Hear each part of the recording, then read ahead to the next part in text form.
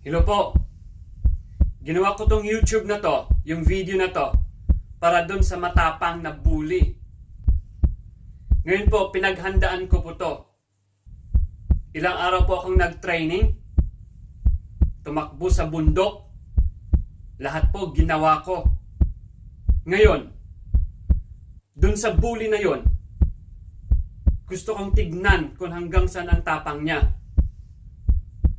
Ngayon, ako po, nakatira lang po ako sa may trading post. Sa may kilometer 5. La Trinidad, Benguet.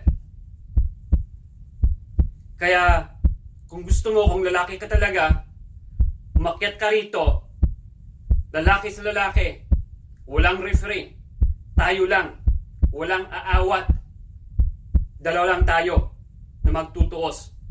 Tignan natin kung sino mas matapang sa atin. Ngayon po, dadaanin natin to sa pagbubuhat ng sayote. Diba? Ang daming sayote. Doon sa bundok, pababa, magbubuhat tayo ng sayote. Sako-sakong sayote. Okay ba sa'yo? Kung okay sa'yo, mag-message ka sa video na to. Maraming salamat po. Sayote!